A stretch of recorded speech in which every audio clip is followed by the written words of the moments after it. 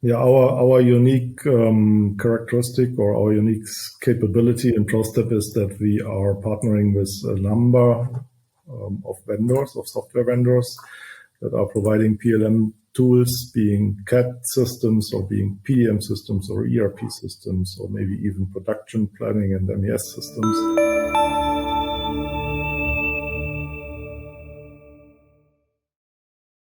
Hi, everyone. Joining us today is Matthias Grau, the Key Account Manager for the Marine, Offshore, and Plant Industries at ProStep, who are experts on PLM strategy, integration, and migration based in Germany. Thanks for joining me today, Matthias. Hi, how are you? Good, thanks. Glad to be here. Yeah, great. So, Matthias, you've been in the PLM industry for a very long time, as well as being part of the shipbuilding industry more recently. How has shipbuilding's approach to PLM, or maybe technology more generally, evolved since you've started?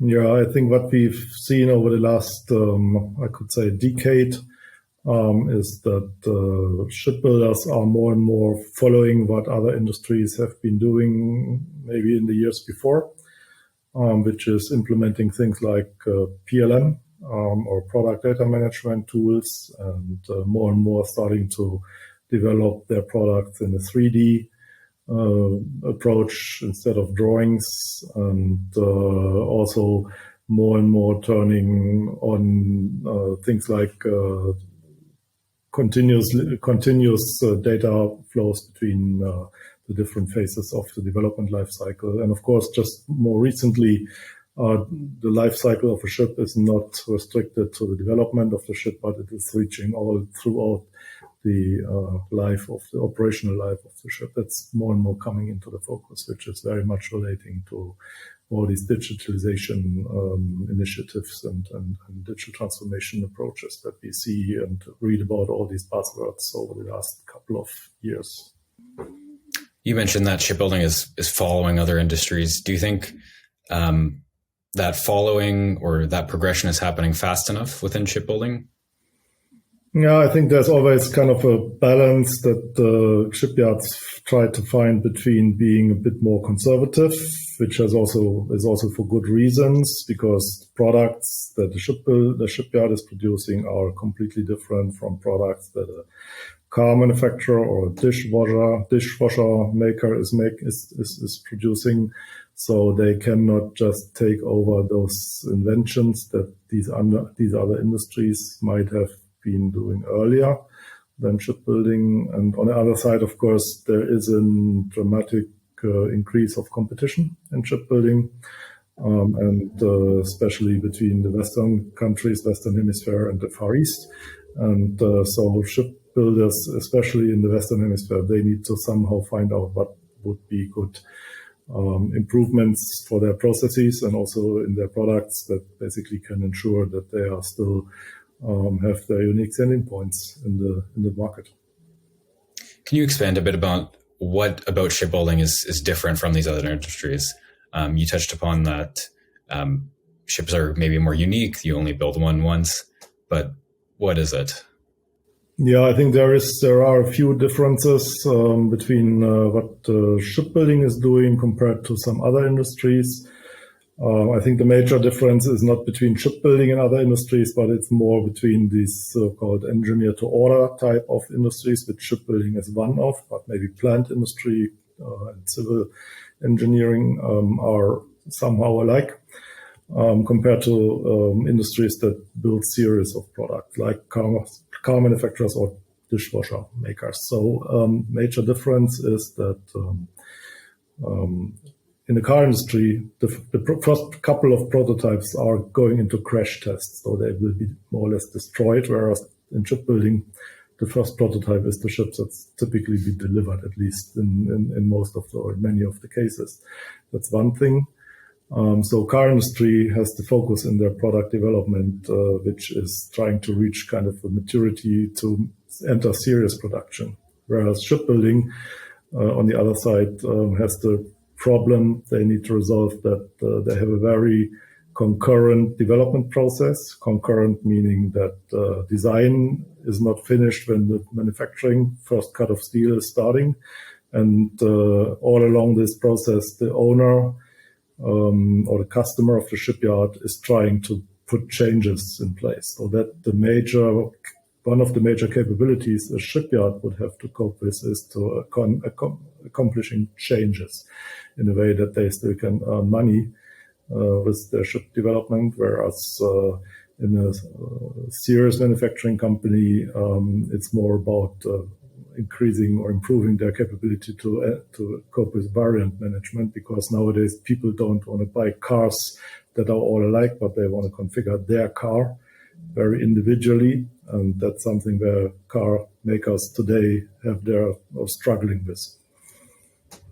So when shipbuilders are looking at all this change, they're looking at this concurrent engineering, manufacturing, design. How do you go about addressing those challenges, and what actually, maybe from a PLM perspective, needs to be different to make it work within shipbuilding? Yeah, one of the major differences is that the product ship is a order of magnitude, or maybe even 2 orders of magnitude bigger in terms of number of parts compared to a car, for instance, or aforementioned dishwasher. So the PLM systems that are used in shipbuilding industry need to be able to really accommodate up to a couple of million parts, and need to be able to manage those large numbers of parts, which is still today a challenge for many of the tools that you can buy from the market.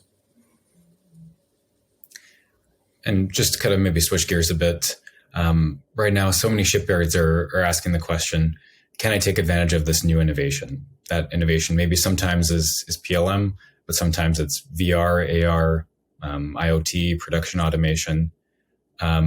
What's ProStep's role in this reality of innovation and new technologies within shipbuilding? How does ProStep support that? Yeah, our unique characteristic, or our unique capability in ProStep, is that we are partnering with a number of vendors, of software vendors, that are providing PLM tools, being CAD systems or being PDM systems or ERP systems, or maybe even production planning and MES systems.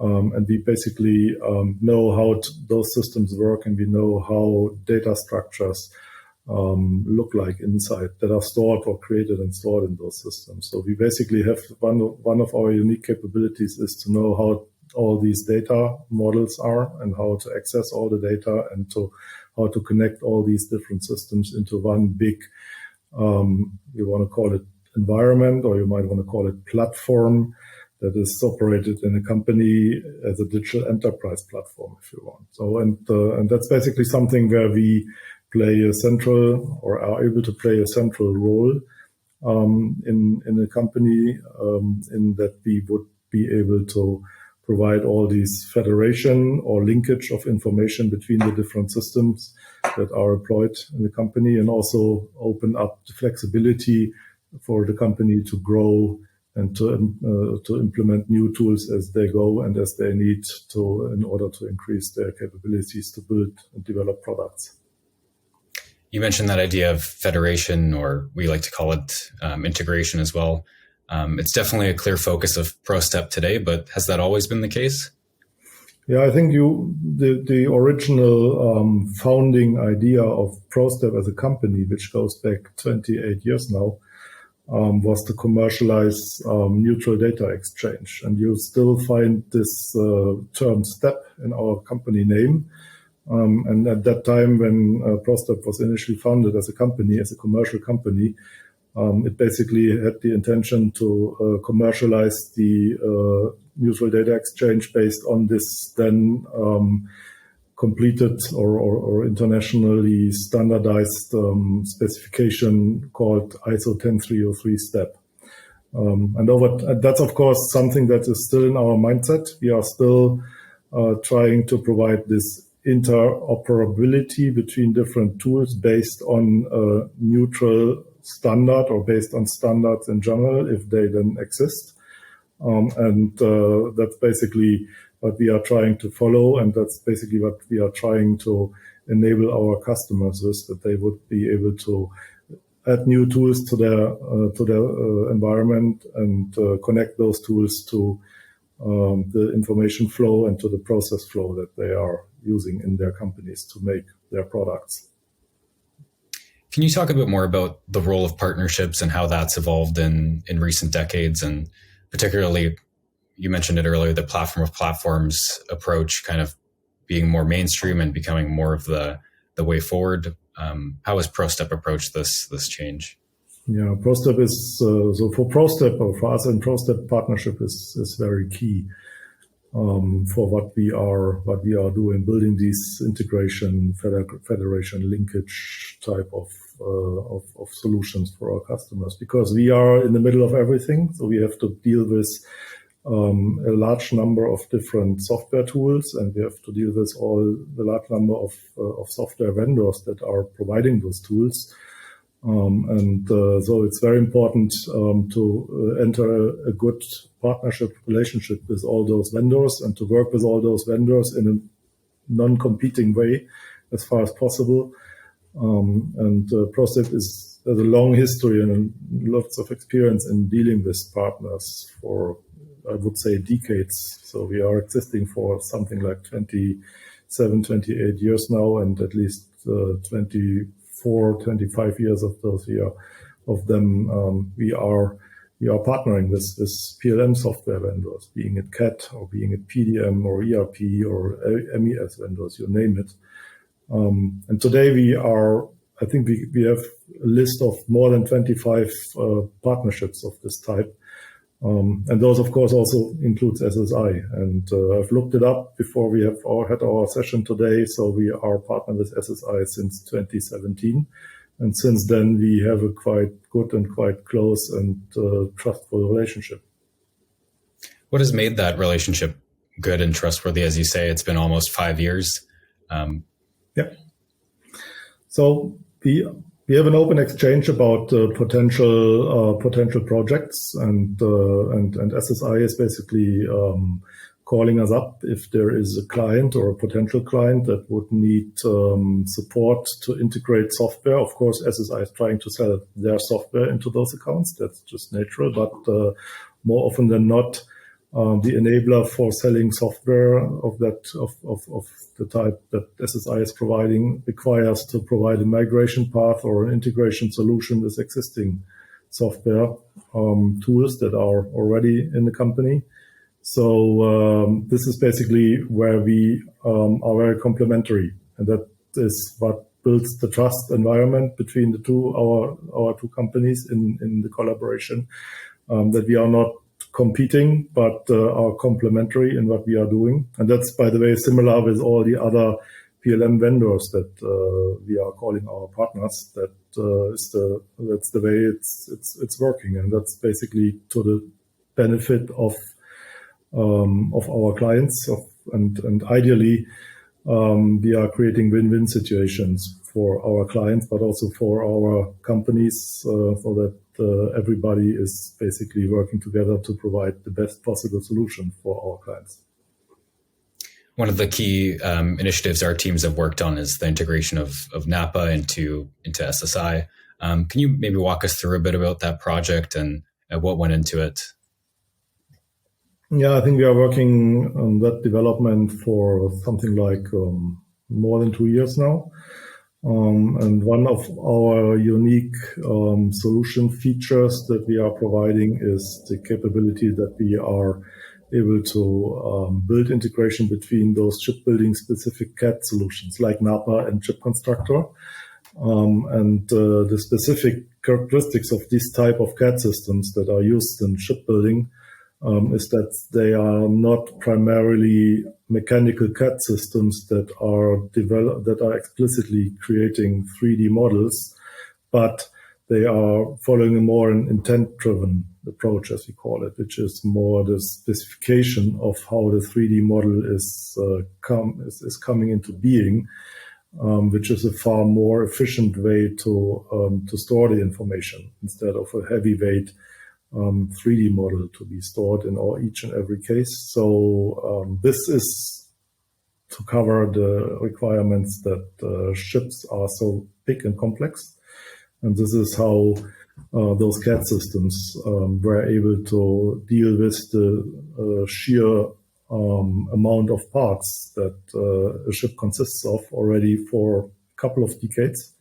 So when I started my career as a software developer, something like 30 years ago, there were tools in the market that were used in shipyards that could already show a complete ship in 3D, which is unbelievable from today's perspective. And that's basically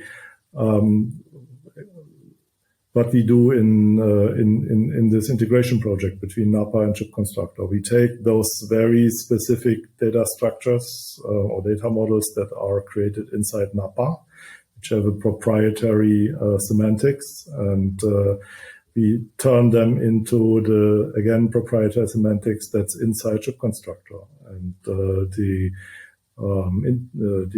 conversion in between is using some normalized intermediate representation of this design intent model information that we are getting from NAPA, and is able to transfer this into Ship Constructor at the end as native data inside Ship Constructor. And again, this brings us back to partnership. Because of those partnerships that we are maintaining with SSI and NAPA, we are able to use their interfaces to read, but also to generate native information inside their systems. In case of SSI Ship Constructor, this is the so-called Genesis API.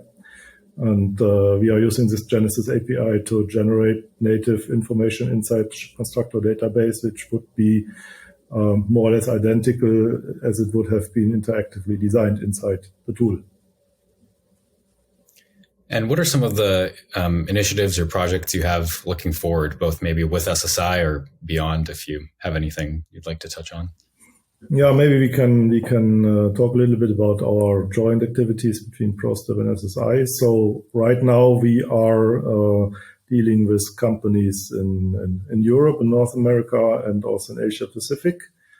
And those discussions that we have and projects that we are doing include CAD to CAD integration, like the NAPA to Ship Constructor integration that we've just mentioned before.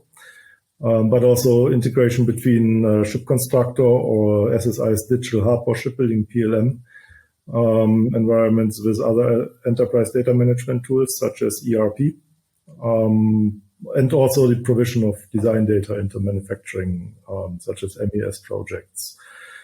And just recently, maybe worth mentioning, just recently we started a project in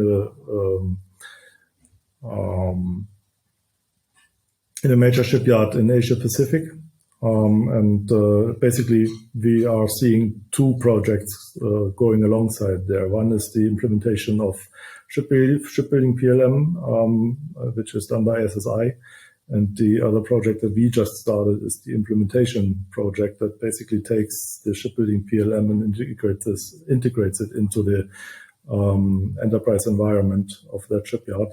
And both projects, as I mentioned, have just recently started a few weeks ago or a few months ago, and they are going alongside. And this is another aspect of our collaboration. So we are able to work together in the same client in different projects at the same time, and coordinate this work. And again, as I mentioned already, to the best benefit of our joint customer in this case. Yeah, that's certainly an exciting initiative. I know we'll be able to talk a bit more about that later on as it goes on, but yeah, certainly exciting. Just finally, I thought I'd ask maybe a bit more of a fun question. There's definitely a PLM has a stigma in shipbuilding, or maybe the implementation of PLM has that stigma. In the past, I think shipyards have found it difficult. Maybe they didn't get what they wanted from their implementation of a PLM. Do you find this changing? Do you still think this is true?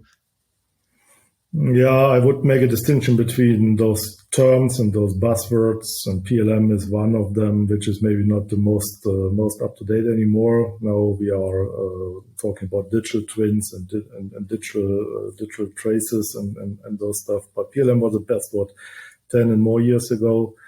And PLM was very often somehow restricted to the development lifecycle part of a ship. Also, it originally intended to be, as the name suggests, the complete life cycle of a product. So, and that has basically been not really realized by companies in the past, and so it hasn't been, or companies had different ideas about what PLM might be. But the major beyond those terminology and buzzword discussions, as I think I mentioned a bit earlier, shipyards or shipbuilding industry in general is quite a conservative industry, so they not jump on every bandwagon that they see. But of course, they have this very strong need and pressure to improve their capabilities and to become more efficient, and also to handle ever more complex products that they are developing. So ships as a product become more and more complex, and so become the related or the requirements related to the production and creation of those ship products. And that basically causes shipyards more and more to find solutions which enable them to manage the sheer amount of data and the sheer amount of changes, for instance, which from a certain level of magnitude on you cannot do in Excel spreadsheets anymore. So this means that shipyards have started something like a decade ago, maybe, to seriously look into what we know as PLM system, or sometimes called PDM system, and gradually shipyards are finding ways to adapt those systems, those tool sets that originally have been developed in something like automotive industry, where they were optimized for variant management, for their purposes. And as said, shipyards have not the problem to cope with variant management, because unfortunately they are not in a situation to build large series of the same model of a ship with a certain variance, but they have the problem to cope with changes, and being able to deal with changes in a very efficient way is the key for a shipyard to gain or lose money. So this is basically what shipyards learn to do, and where also sometimes or somehow the PLM vendors understand that those industries like shipbuilding have different requirements, and they are gradually developing or improving their systems, their PLM systems, towards those to fulfill those requirements, like change management. That's something that we can see, and that's also something where we see that shipyards and PLM vendors work together to create this common understanding about those requirements and finding good solutions for the shipyards. And nowadays, I think we are, as ProStep, we are dealing with something like 25 different shipyards in the world, and they all have something either already in place or are on their way to implement the PLM system. And that's a very good indication for me that finally this type of development data management tool has arrived in this industry. I think it'll certainly be a very exciting next few years as some of these implementations and initiatives go live and we start seeing more and more results. It'll be exciting to follow along. Certainly, yeah, we will. I'm very sure. Yeah, thanks so much for joining me today, Matthias. It was great to have you. I really enjoyed chatting with you about data and PLM. Thanks again. Appreciate it, and would be glad to do this again, maybe in a few years when we see new developments. Yeah, we'll see how things actually panned out. See if your predictions are true. Let's see. Bye now. Bye.